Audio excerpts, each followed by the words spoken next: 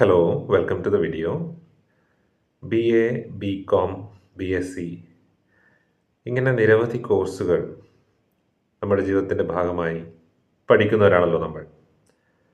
എല്ലാ കോഴ്സുകളിലും പഠിക്കുന്നവർ പൊതുവിൽ ഫേസ് ചെയ്യുന്ന ഏറ്റവും വലിയൊരു പ്രശ്നമാണ് ഇംഗ്ലീഷ് ലാംഗ്വേജ് സ്കിൽ.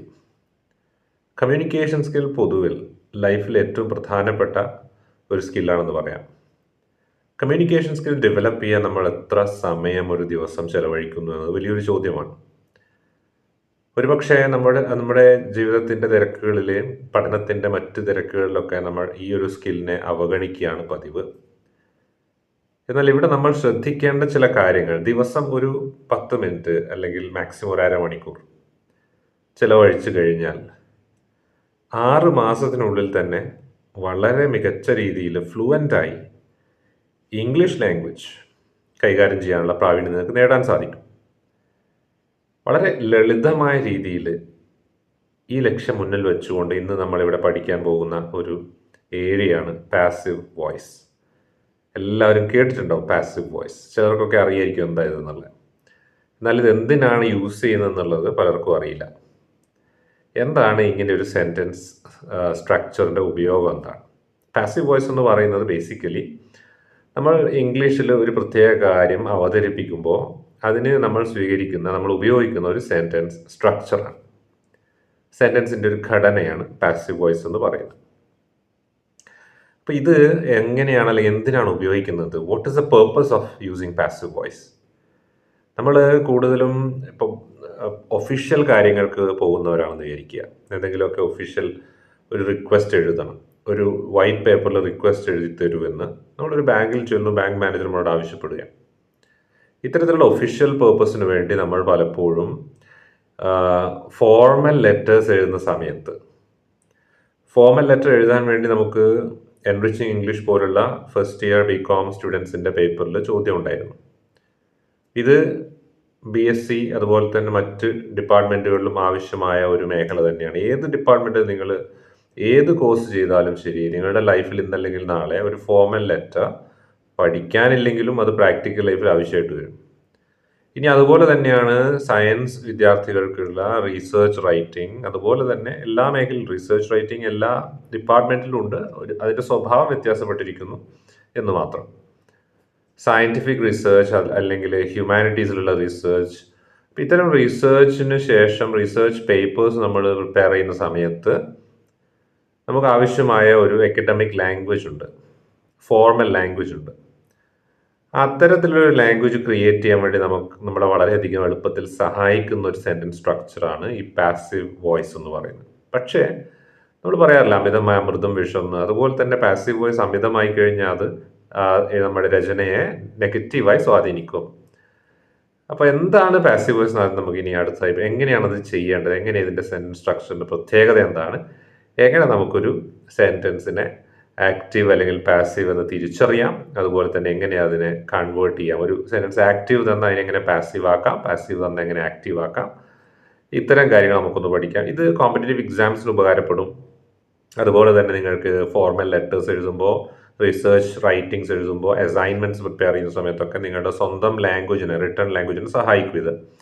അതുപോലെ തന്നെ നോട്ട് മേക്കിംഗ് എന്നുള്ള ചോദ്യങ്ങളൊക്കെ വരുമ്പോൾ എങ്ങനെ ഇത് ആക്ച്വലി എഴുതും എന്നുള്ളതാണ്. പ്രാക്ടിക്കൽ റൈറ്റിങ്ങിനുള്ള ഒരു ലെസൺ എന്ന രീതിയിലാണ് ഇത് നിങ്ങൾ കാണേണ്ടത്. അപ്പോൾ എഴുതാൻ വേണ്ടി സ്വന്തമായി ഇംഗ്ലീഷ് ഭാഷയിൽ എഴുതാനാണ് ഇവിടെ നിങ്ങൾക്ക് ഒരു പരിശീലനം ഉദ്ദേശിക്കുന്നത്. അപ്പോൾ ആ രീതിയിൽ നിങ്ങൾ ഇതിനെ കാണുക, പാസീവ് വോയിസ്.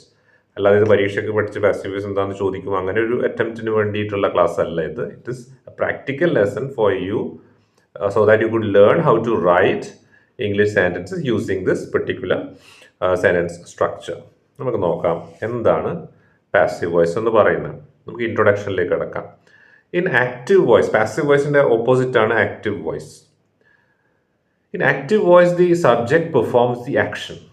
ഇതാണ് ആക്റ്റീവിൻ്റെ പ്രത്യേകത. ആക്റ്റീവ് സെൻറ്റൻസിൻ്റെ പ്രത്യേകത അതാണ്. സബ്ജക്റ്റ് ആണ് ആക്ഷൻ ചെയ്യുന്നത്. എന്താണ് സബ്ജക്റ്റ് എന്ന് പറഞ്ഞാൽ ഒരു സെൻറ്റൻസിൽ ആരാണ് ആക്ഷൻ ചെയ്യുന്നത് അത് ആ വാക്കാണ് സബ്ജക്റ്റ്. ഒരു വ്യക്തിയാവാം, ഒരു വസ്തുവാവാം, അതൊരു പേരാവാം, പേരിനെ സൂചിപ്പിക്കുന്ന പ്രൊനൗൺസ് ആവാം. അപ്പോൾ ഒരു പ്രവൃത്തി ചെയ്യുന്ന വ്യക്തിയാണ് എന്ത് വിളിക്കുന്നത്, നമ്മൾ സബ്ജക്റ്റ് എന്ന് വിളിക്കുന്നത്. പൊതുവിൽ ഇംഗ്ലീഷ് സെൻറ്റൻസുകൾ, ബേസിക് സെൻറ്റൻസ് ഏറ്റവും മിനിമലിസ്റ്റിക് ആയിട്ടുള്ള ഏറ്റവും സിംപ്ലസ്റ്റ് ആയിട്ടൊരു സെൻറ്റൻസ് എഴുതാൻ നിങ്ങൾക്ക് ആവശ്യമായിട്ടുള്ള രണ്ട് പ്രധാനപ്പെട്ട വാക്കുകൾ. ഒന്നാമത്തതാണ് സബ്ജക്റ്റ്, രണ്ടാമത്താണ് വേർബ്. ഇനി ഇതിൻ്റെ സബ്ജക്റ്റ് വേർബ് കൂടാതെ തന്നെ നമുക്ക് കുറച്ചും കൂടി ഒന്ന് ഇലാബറേറ്റ് ചെയ്യണമെങ്കിൽ ഓബ്ജക്റ്റ് കൂടി എന്തിൻ്റെ മുകളിൽ അവിടെ ആക്ഷൻ പെർഫോം ചെയ്തു എന്ന് കാണിക്കുന്ന ഓബ്ജക്റ്റ് കൂടി ഉപയോഗിക്കാം. എന്ന് വെച്ചാൽ സബ്ജക്റ്റ് എന്ന് പറഞ്ഞാൽ ആക്ഷൻ പെർഫോം ചെയ്യുന്ന ആള്, വേർബ് എന്ന് പറഞ്ഞാൽ ആക്ഷനെ സൂചിപ്പിക്കുന്ന വാക്ക്, ഓബ്ജക്റ്റ് എന്ന് പറഞ്ഞാൽ എന്തിൻ്റെ മുകളിലാണ് ആക്ഷൻ ചെയ്യുന്നത് അത്. ഐ ടീച്ച് ഇംഗ്ലീഷ്, ആ സെൻറ്റൻസ് എടുക്കുക. I teach English. I subject, teach verb, English object. Object നിർബന്ധമില്ല, പക്ഷെ ആശയം കുറച്ചുകൂടി വ്യക്തമൊക്കെ ആകണേ ഓബ്ജക്റ്റിന് ആവശ്യമുണ്ട്. ഒരു എക്സാമ്പിൾ നോക്കാം. ആക്റ്റീവ് വോയിസിന് ആക്റ്റീവ് സെൻറ്റൻസിന് എക്സാമ്പിൾ നോക്കാം. The chef cooks the meal. The chef cooks the meal. ഇതാണ് ആക്റ്റീവ് സെൻറ്റൻസിൻ്റെ ഒരു ഉദാഹരണം എന്ന് പറയുന്നത്. ഷെഫ് കുക്സ് ദ മീൽ എന്ന് വെച്ച് കഴിഞ്ഞാൽ ഷെഫ് ഭക്ഷണം ഉണ്ടാക്കുന്നു. Now let's move on to the passive sentence, passive voice. ഇവിടെ subject receives the action. Subject action receive ചെയ്യുന്നത്, മനസ്സിലായി? അതായത് സ്വീകരിക്കുക എന്നുള്ളതാണ്. ആക്ഷൻ സ്വീകരിക്കുന്ന ആളാണ് ഇവിടെ സബ്ജക്റ്റ്. എന്താണ് അതിൻ്റെ അർത്ഥം? നമുക്ക് സെൻറ്റൻസിലേക്ക് പോയാലോ. The chef cooks the meal ആയിരുന്നു ആക്റ്റീവ് സെൻറ്റൻസ്. ഇനി എൻ്റെ പാസീവ് ഫോം നോക്കിയേ. The meal is cooked by the chef. ഇവിടെ ഷെഫിനാൽ കുക്ക് ചെയ്യപ്പെടുകയാണ്. കുക്കിംഗ് അവിടെ നടക്കുന്നുണ്ട്, ചെയ്യുന്നത് ഷെഫാണ്. ആദ്യം പറഞ്ഞ ഷെഫ് ചെയ്യുന്നു എന്നാണെങ്കിൽ ഇവിടെ ഷെഫിനാൽ ചെയ്യപ്പെടുകയാണ് എന്ന് വെച്ചാൽ ബേസിക്കലി അതിൻ്റെ ഇംപ്ലിക്കേഷൻ മാറുന്നൊന്നുമില്ല. It's same meaning. Okay, basically the idea is the same person is cooking here. But sentence wise നോക്കുകയാണെങ്കിൽ, സെൻറ്റൻസിൻ്റെ പെർട്ടിക്കുലർ ആശയം നോക്കുകയാണെങ്കിൽ, ആക്റ്റീവ് സെൻറ്റൻസ് പറയുന്നത് നേരിട്ട് നമുക്ക് ആ സെൻറ്റൻസ് വായിക്കുമ്പോൾ അങ്ങനെ ഒരു ഫീൽ കിട്ടും. The chef cooks the meal, right? The chef is cooking the meal, chef cooks the meal. എന്നാൽ പാസീവ് സെൻറ്റൻസിലേക്ക് വരുമ്പോൾ എന്ന് പറഞ്ഞാൽ ദ മീലാണ് അവിടെ സബ്ജക്റ്റ് എന്ന് പറയുന്നത്. മനസ്സിലായ? അവിടെയാണ് മാറ്റം സംഭവിക്കുന്നത്.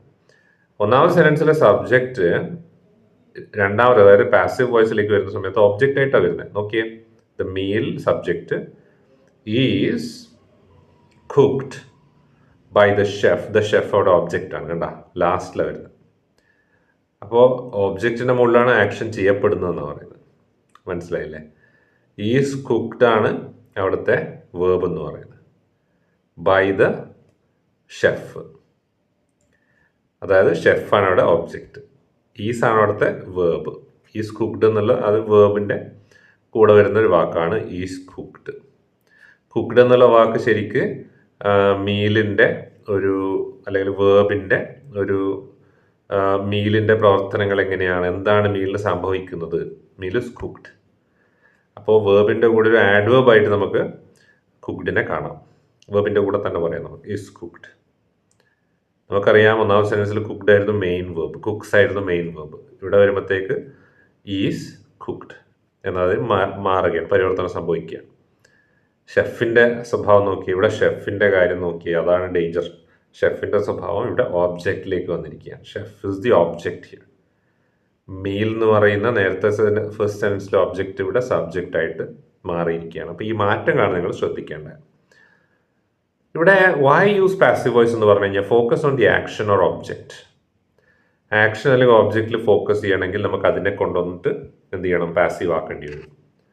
എന്നാൽ അതായത് സബ്ജക്റ്റിൻ്റെ ഒറിജിനൽ സെൻറ്റൻസിൻ്റെ സബ്ജക്റ്റ് അല്ല നമുക്ക് വേണ്ടത്, ഒബ്ജക്റ്റോ അല്ലെങ്കിൽ വേർബിനെയോ ആണ് ഫോക്കസ് ചെയ്യേണ്ടത്, അല്ലെങ്കിൽ ആക്ഷനെയാണ് ഫോക്കസ് ചെയ്യേണ്ടതെങ്കിൽ ഒറിജിനൽ സെൻറ്റൻസിനെ മാറ്റണം. അങ്ങനെ മാറ്റുന്നത് എങ്ങനെയാണെന്ന് വെച്ചാൽ ആ ഒബ്ജക്റ്റിനെ പിടിച്ച് സബ്ജക്റ്റ് ആക്കുക. അതാണ് പാസീവ് വോയിസ് ആയത്. മനസ്സിലാക്കുക? ഉദാഹരണത്തിന് ഒന്നാമത്തെ സെൻറ്റൻസിൽ the chef cooks the meal എന്നുള്ളതാണ് ഒന്നാമത്തെ ആക്റ്റീവ് സെൻറ്റൻസ്. നമ്മൾ പറയുന്ന കാര്യത്തിൽ മീലിനാണ് പ്രാധാന്യം കൊടുക്കേണ്ടത്. ആദ്യം പറയുന്ന മീൽ എന്നാണെന്ന് വിചാരിക്കുക. നമ്മുടെ ആവശ്യം അങ്ങനെയാണ്. അങ്ങനെയാണെങ്കിൽ ആ തന്നിരിക്കുന്ന ആക്റ്റീവ് സെൻറ്റൻസിനെ പാസീവ് ആക്കിയാലേ ഈ പരിപാടി നടക്കൂ, നമ്മുടെ ഉദ്ദേശം നടക്കൂ. അതിനാണ് പാസീവ് ഉപയോഗിക്കുന്നത്. When the doer is unknown or unimportant, ഈ ഡൂവർ എന്ന് പറഞ്ഞ സബ്ജക്റ്റ്, ആക്ഷൻ ചെയ്യുന്ന വ്യക്തി അൺഇമ്പോർട്ടൻ്റ് ആണ് അല്ലെങ്കിൽ അൺനോൺ ആണ്, അയാളെ കുറിച്ച് നമുക്ക് അറിയേണ്ട ആവശ്യമില്ല, അങ്ങനെയുള്ള ഒരു സബ്ജക്റ്റാണ് പ്രവൃത്തി ചെയ്യുന്നത്, പ്രവൃത്തിക്കാണ് ഇമ്പോർട്ടൻറ്റ്, അല്ലെങ്കിൽ ഇമ്പോർട്ടൻസ്, അല്ലെങ്കിൽ ഒബ്ജക്റ്റിനാണ് ഇമ്പോർട്ടൻസ്. അങ്ങനെയാണെങ്കിൽ തീർച്ചയായിട്ടും നമുക്ക് ഈ ഒരു സെൻറ്റൻസ് സ്ട്രക്ചർ, പാസീവ് എന്ന സെൻറ്റൻസ് സ്ട്രക്ചർ ഉപയോഗിക്കാം. ശ്രദ്ധിക്കുക. Structure of passive voice. എന്താണ് structure? Steps to form passive voice. എങ്ങനെയാണിത് സ്റ്റെപ്പ് ബൈ സ്റ്റെപ്പ് ആയിട്ട് ഉണ്ടാക്കുന്നത് നോക്കാം. ഫസ്റ്റ് ഓഫ് ഓൾ ഇങ്ങനെ ഒരു സെൻറ്റൻസ് ഉണ്ടാക്കുന്നത് എങ്ങനെ ഇങ്ങനെ ഒരു സെൻറ്റൻസ് എഴുതാം? ഒന്നാമത്തെ സ്റ്റെപ്പിൽ നിങ്ങൾ ചെയ്യേണ്ടത് എന്താ? Identify the object in the active sentence. നിങ്ങൾ ചെയ്യേണ്ടത് ആക്റ്റീവ് സെൻറ്റൻസിലെ ഓബ്ജക്റ്റ് ഏതാണ് കണ്ടുപിടിക്കുക. നമ്മൾ ആക്റ്റീവ് സെൻറ്റൻസ് ഏതാ? ഷെഫ് കുക്സ് ദ മീലാണെങ്കിൽ മീലാണല്ലോ ഓബ്ജക്റ്റ്, ലാസ്റ്റ് എഴുതിയാണ് object. Move the object to subjects position. എന്നിട്ട് ഓബ്ജക്റ്റിൻ്റെ അടുത്ത് സബ്ജക്റ്റിൻ്റെ സ്ഥാനത്ത് ഫസ്റ്റ് ആദ്യം തന്നെ അത് എഴുതി വെക്കുക. ഇനി മൂന്നാമത്തത് use to be in the correct tense plus past participle. To be എന്ന പ്രയോഗത്തെ പ്രോപ്പറായ രീതിയിൽ, അതിന് അനുയോജ്യമായ രീതിയിൽ ഉപയോഗിക്കുക. അതിന് ഈസ് ആവാം, അല്ലെങ്കിൽ വാസ് ആവാം, ഡിപ്പെൻഡിങ് ഓൺ ദ ടെൻസ്. ബിയുടെ ഡിഫറെൻറ്റ് ഫോംസ് ഉണ്ട്, അത് ഉപയോഗിക്കുക. പിന്നെ പാസ്റ്റ് പാർട്ടിസിപ്പിൾ, മൂന്നാമത്തെ ഫോം, വേർബിൻ്റെ മൂന്നാമത്തെ ഫോം, അതാണ് നമ്മൾ കുക്ക്ഡ് എന്ന് പറഞ്ഞിട്ട് കാണുന്നത്. ഒന്നാമത്തെ സെൻറ്റൻസ് കുക്സ് ആയിരുന്നു, ഇവിടെ കുക്ക്ഡ് ആയിട്ടുണ്ട് പാസ്റ്റിൽ, പാസീവിൽ. അപ്പോൾ അതിൻ്റെ കാരണം തേർഡ് ഫോമാണ് ഉപയോഗിക്കുന്നത് ഇവിടെ, third form. Write, wrote, written, cook, cooked, cooked. രണ്ട് തരത്തിലുള്ള പാസ്റ്റ് പാർട്ടിസിപ്പിൾസ് ഫോം ചെയ്യാറുണ്ട്. ഒന്ന് സ്പെല്ലിങ് മാറ്റിയിട്ട് ഇറഗുലർ വേർബ്സ് എന്ന് പറയും. റെഗുലർ വേർബ്സ് ആണെങ്കിൽ ഇ ചേർത്തിട്ട് തേർഡ് ഫോം ആക്കും. ഓക്കെ, ക്ലിയർ ആണല്ലോ? അപ്പോൾ ഡിഫറെൻറ്റ് ഫോംസ് ഓഫ് വേർബ്സ് എന്ന് പറഞ്ഞിട്ട് നിങ്ങൾ ഗൂഗിൾ ചെയ്ത് നിങ്ങൾക്ക് കിട്ടും. ഡിഫറെൻറ്റ് ഫോംസ് ഓഫ് വേർബ്സ്, അല്ലെങ്കിൽ 3 forms of verbs, present, past, past participle. നമുക്കതിൻ്റെ ലിസ്റ്റ് നെക്സ്റ്റ് ഒരു ക്ലാസ്സിൽ പഠിക്കാം. Optionally add the original subject by using by. ഇനി അടുത്ത് ചെയ്യേണ്ടത് ഓപ്ഷണലാണ്, നിർബന്ധവുമില്ല, ചില കേസിൽ നമുക്ക് ആവശ്യം വരില്ല എന്നുള്ളതാണ്. ആവശ്യമുണ്ടെങ്കിൽ സബ്ജക്റ്റിന്, ആദ്യത്തെ സെൻറ്റൻസ് സബ്ജക്റ്റിന് രണ്ടാമത് പാസീവിലേക്ക് ആഡ് ചെയ്യണം. എങ്ങനെ? ബൈ ചേർത്തതിന് ശേഷം ആഡ് ചെയ്യണം. Example, active, the dog chase the ball. ഇതാണ് ഒരു ഉദാഹരണം. The dog chased the ball. Passive എന്താണ്? The ball was chased by the dog. The ball was chased by the dog. നമ്മൾ ആദ്യത്തെ സെൻറ്റൻസിലെ ഓബ്ജക്റ്റ് ദ ബോൾ കണ്ടുപിടിച്ചു. The ബോളാണ് object എന്ന് മനസ്സിലായി, അതിനെ ആദ്യം എഴുതി ദ ബോൾ. പിന്നെ ടു ബിയുടെ ഇവിടെ ചേസ്ഡ് എന്നാണ് ആക്റ്റീവ് വോയിസിൽ പറഞ്ഞത്. അപ്പോൾ ടെൻസ് നമ്മൾ മനസ്സിലാക്കി പാസ്റ്റ് ആണ്, അതുകൊണ്ട് ഈസിൻ്റെ പാസ്റ്റ് വാസ്. പിന്നെ ചേസിൻ്റെ തേർഡ് ഫോം ചേസ്ഡ്, പ്ലസ് പിന്നെന്താ എഴുതിയത്? ബൈ ഉപയോഗിച്ചിട്ട് ആദ്യത്തെ സബ്ജക്റ്റ് ലാസ്റ്റ് കൊണ്ട് എഴുതി ബൈക്ക് ശേഷം. അതായത് ആക്റ്റീവ് വോയിസ് സബ്ജക്റ്റ് ആയിരുന്ന വാക്ക് പാസീവിൽ എന്താണ്? ഓബ്ജക്റ്റാണ്, ഓബ്ജക്റ്റായിട്ട് എഴുതി നമ്മൾ. ഇനി ഡിഫറെൻറ്റ് ടെൻസിൽ എങ്ങനെയാണ് പാസീവ് വോയിസ് ആക്ട് ചെയ്യുന്നത്, ഓപ്പറേറ്റ് ചെയ്യുന്നത് നോക്കാം. പ്രത്യേക മാറ്റങ്ങൾ ഉണ്ടാവും. ചില ടെൻസ് മാറുന്നതനുസരിച്ച് ആക്റ്റീവ് വോയിസിലെ സെൻറ്റൻസ് സ്ട്രക്ചർ മാറ്റം ഉണ്ടാവും. ഉദാഹരണം വെച്ചിട്ട് നോക്കാം. പ്രസൻറ്റ് സിമ്പിൾ ആണെങ്കിൽ, സിമ്പിൾ പ്രസൻറ്റിലാണെങ്കിൽ ഹീ റൈറ്റ്സ് ബുക്സ് ഒരു ഉദാഹരണമാണ്. അത് എങ്ങനെയാണ്? Books are written by him. അവിടെ ആറാണ് ഉപയോഗിച്ചത്, പ്രസൻറ്റ് തന്നെയാണ്. സിമ്പിൾ പാസ്റ്റ് ആണെങ്കിൽ വാസ്, ഓക്കെ, അല്ലെങ്കിൽ വേർ, വാസ് അല്ലെങ്കിൽ were, depending on the subject ഏകവചനമാണെങ്കിൽ വാസ്, സബ്ജക്റ്റ് ബഹുവചനമാണെങ്കിൽ വേർ. ഇനി ഫ്യൂച്ചർ സിമ്പിൾ ആണെങ്കിൽ, സിമ്പിൾ ഫ്യൂച്ചർ വിൽ ഉപയോഗിക്കുക. She will finish the report, അത് സിമ്പിൾ സെൻറ്റൻസ്, അതായത് ആക്റ്റീവ് സെൻറ്റൻസ്. സിമ്പിൾ ഫ്യൂച്ചറിൽ ആക്റ്റീവ് സെൻറ്റൻസ് ആണ് she will finish the report. ഇനി അതിൻ്റെ സിമ്പിൾ ഫ്യൂച്ചറിൽ പാസീവ് എങ്ങനെയാണെന്ന് വെച്ചാൽ the report will be finished by her എന്നും കൂടി അവിടെ ആഡ് ചെയ്യാം വേണമെങ്കിൽ. ഓപ്ഷണലാണ്, വേണമെങ്കിൽ ആഡ് ചെയ്യാം. The report will be finished by her. Okay, by her കൂടി, ഇവിടെ ഞാൻ ബൈ ഹെർ ആഡ് ചെയ്തിട്ടില്ല, ബൈ ഹെർ ആഡ് ചെയ്യാം വേണമെങ്കിൽ. ഓക്കെ, അവിടെ എന്താ മാറ്റം വന്നത്? വില്ലിൻ്റെ കൂടെ ഒരു ബി കൂടിയേ ചേർത്തിട്ടുള്ളൂ, BE. ക്ലിയർ? ഫ്യൂച്ചറിൽ അത്രയും വേണ്ടു. അപ്പോൾ ഇനി പ്രസൻറ്റ് കണ്ടിന്യൂസിലേക്ക് വന്നാൽ he is washing the car. അവിടെ മാറ്റം എന്താ വരുന്നത്? The car is being, BEING. ഇപ്പോൾ പ്രസൻറ്റ് കണ്ടിന്യൂസിന് ING ഉള്ള വേർബിൻ്റെ കൂടെ ING ചേർക്കുന്ന സെൻറ്റൻസ് പാറ്റേൺ ആണല്ലോ. അപ്പോൾ ഇവിടെ ചെയ്യേണ്ടതെന്ന് പറഞ്ഞാൽ BEING എക്സ്ട്രാ ചേർക്കണം. Washed, the car is being washed by him. ഇവിടെയും ബൈ ഹിംന്ന് എക്സ്ട്രാ ആഡ് ചെയ്യാം. നെക്സ്റ്റ്, അഞ്ചാമത്തത് പാസ്റ്റ് പെർഫെക്റ്റ് എന്ന് വെച്ചാൽ ഹാഡ് ചേർത്തുള്ള സെൻറ്റൻസുകൾ. He had solve the puzzle. The puzzle had been solve. അവിടെ ഹാഡിൻ്റെ കൂടെ ബീൻ കൂടി ചേർക്കുകയാണ്, BEEN. ഓക്കെ, ഹാഡിൻ്റെ കൂടെ ബീൻ കൂടി ചേർക്കുകയാണ്. ഇനി എക്സാമ്പിൾസ് ഫ്രം ഡെയിലി ലൈഫ്. നിത്യജീവിതത്തിലുള്ള സാധാരണ നമ്മുടെ സെൻറ്റൻസുകളിൽ എക്സാമ്പിൾ നോക്കാം. കുറച്ച് എക്സാമ്പിൾസ്. Mom made breakfast. ഇതാണ് ആക്റ്റീവ് സെൻറ്റൻസ്. ഇനി പാസീവ് ആക്കണം. Breakfast was made by mom. എന്തുകൊണ്ടാണ് വാസ് ചേർത്ത്? മെയ്ഡ് എന്നുള്ളത് പാസ്റ്റ് ആയതുകൊണ്ട് വാസ് ചേർത്ത്. ഓക്കെ. ഇനി ആക്റ്റീവ് സെൻസ് രണ്ടാമത്തെ ഉദാഹരണം, the teacher gave us homework. അപ്പോൾ ഗേവ് എന്നുള്ളത് പാസ്റ്റ് ആണ്. അപ്പോൾ നമ്മളിത് പാസ്റ്റിൽ എഴുതണം. ഹോംവർക്കിന് മുമ്പിലേക്ക് കൊണ്ടുവരണം. Homework was given to us by the teacher. Obviously by ടീച്ചറാണല്ലോ homework തരിക. അപ്പം പിന്നെ ബൈ ദ ടീച്ചർ എഴുതുന്നത് നിർബന്ധമില്ല അവിടെ. അണ്ടർസ്റ്റുഡ് ആണ്. Someone broke my phone. എങ്ങനെ ഇത് പാസീവ് ആക്കാം? My phone was broken. By someone എഴുതാം, കുഴപ്പമൊന്നുമില്ല. They delivered the package. The package was delivered to me by them എന്ന് നമുക്ക് ആഡ് ചെയ്യാം, ഒരു കുഴപ്പമില്ല. ഓപ്ഷണൽ ആയതുകൊണ്ട് ആഡ് ചെയ്യുന്നില്ല. അപ്പോൾ ഇത്രയും ഉദാഹരണങ്ങൾ നമ്മൾ നോക്കി. ഇനി ആക്ടിവിറ്റീസ്, കുറച്ച് ഗ്രാമർ ആക്ടിവിറ്റീസ് നമുക്ക് എക്സാമ്പിളായിട്ട് നോക്കാം. Convert active to passive. The mechanic fixed the car. The librarian issued the book. 2 sense ആണ്. ഇതിനെ കൺവേർട്ട് ചെയ്ത് ഒന്ന് എങ്ങനെ ഉത്തരം കിട്ടുക?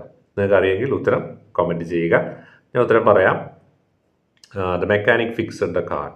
The car was fixed by the mechanic. Next, the librarian issued the book. The book was issued by the librarian. ഓപ്ഷനാണ് എഴുതാം. അടുത്ത ഫിൽ ഇൻ ദ ബ്ലാങ്ക്സ് ആണ്. The cake dash by the chef yesterday. അവിടെ എന്താ ചേർക്കുക? Yesterday ആണ്, ഇന്നലത്തെ കാര്യമാണ്. അപ്പോൾ പാസ്റ്റ് വേണം. വാസ് ബേക്ക്ഡ്, BAKED വേണം. Third form of the verb. ഇനി അടുത്തത് movie dash by millions. Movie was or is watched by millions. Is അല്ലെങ്കിൽ വാച്ച്, രണ്ടിലേതും അവിടെ ടൈം പ്രത്യേകം പറയാത്തതുകൊണ്ട് ഏതും ആപ്റ്റാണ്. ഈസ് അല്ലെങ്കിൽ was watched by millions. Next, passive വോയിസിനെ തിരിച്ചറിയുക എന്നുള്ളതാണ്. പാസീവ് ആണ് അല്ലയോ എന്ന് പറയണം നിങ്ങൾ. The email was sent yesterday. ഇത് പാസീവ് ആണോ ആക്റ്റീവ് ആണോ? The email was sent yesterday, ഇത് പാസീവ് ആണ് അല്ലേ. Email was sent. Sent third form, was അവിടുത്തെ വെർബ്. ഇനി അടുത്തത്, she is decorating the room. Active ആണോ പാസീവ് ആണോ? ഇത് എന്താണ്? ആക്റ്റീവ് ആണ്. കാരണം ഇവിടെ സബ്ജക്റ്റ് തന്നെയാണ് ആക്ഷൻ ചെയ്യുന്നത്. She is decorating the room. The room is being decorated by her എന്നായിരുന്നെങ്കിൽ ഇത് പാസീവ് ആകുമായിരുന്നു. ഇത് പക്ഷേ അല്ല, ഇത് ആക്റ്റീവ് ആണ്. ഓക്കെ, ക്ലിയർ ആണല്ലോ. അടുത്തത്, when to use passive voice. എപ്പോഴൊക്കെയാണ് ഇത് ഉപയോഗിക്കേണ്ടതെന്നുള്ളതൊന്ന് ഡീറ്റെയിൽഡ് ആയിട്ട് നോക്കാം. When the doer is unknown എടുത്ത് പറഞ്ഞിരുന്നു. പ്രവൃത്തി ചെയ്യുന്നയാൾ അറിയില്ല, ആരാ ചെയ്തതെന്ന് അറിയാത്ത കേസുകളിൽ നമുക്കിത് ഉപയോഗിക്കാം.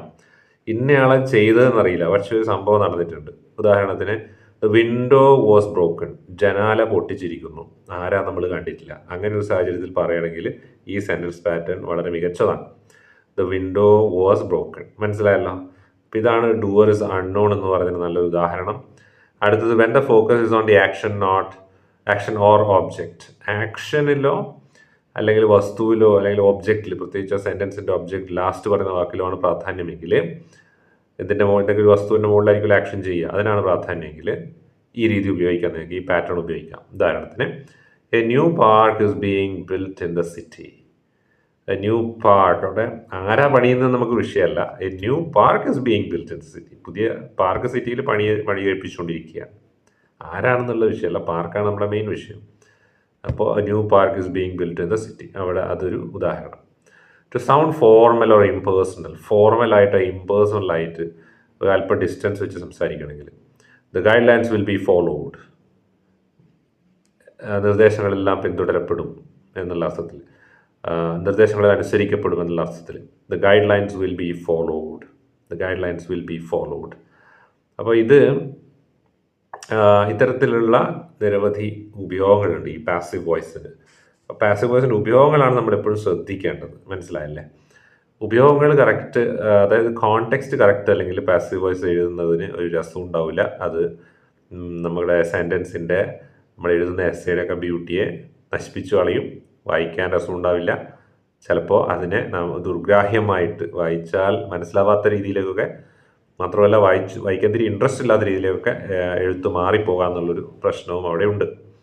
ഇനി കുറച്ച് ആക്ടിവിറ്റീസ് നോക്കാം നമുക്ക്. Sentence raise.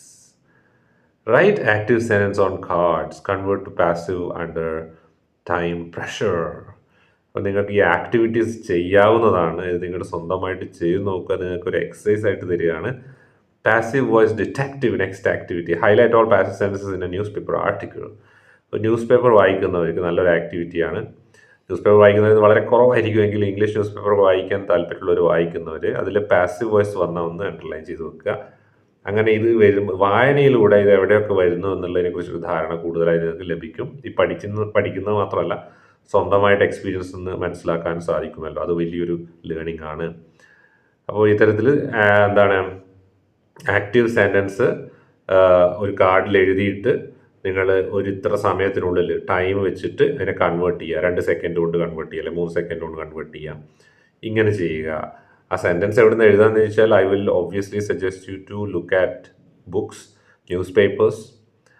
ഇതിലൊക്കെ നോക്കിയിട്ട് പാസീവ് ആണെന്ന് കാണുന്ന സെൻറ്റൻസുകൾ എടുത്തിട്ട് ഒരു കാർഡിൽ എഴുതി വെക്കുക. എന്നിട്ട് നിങ്ങൾ സ്റ്റോപ്പ് ടൈം ഇട്ട് അല്ലെങ്കിൽ ടൈമർ വെച്ച് നിങ്ങൾ എന്ത് ചെയ്യുക, വിത്തിൻ എ ഫ്യൂ സെക്കൻഡ്സ് നിങ്ങൾ കൺവേർട്ട് ചെയ്ത് പഠിക്കുക, മാറ്റി എഴുതി പഠിക്കുക. ഇനി നെക്സ്റ്റ് ഞാൻ പറഞ്ഞത് ന്യൂസ് പേപ്പേഴ്സ് വായിക്കുന്ന സമയത്ത് അണ്ടർലൈൻ ചെയ്ത് പാസീവ് വോയിസിനെ അണ്ടർലൈൻ ചെയ്ത് മനസ്സിലാക്കി വെക്കുക.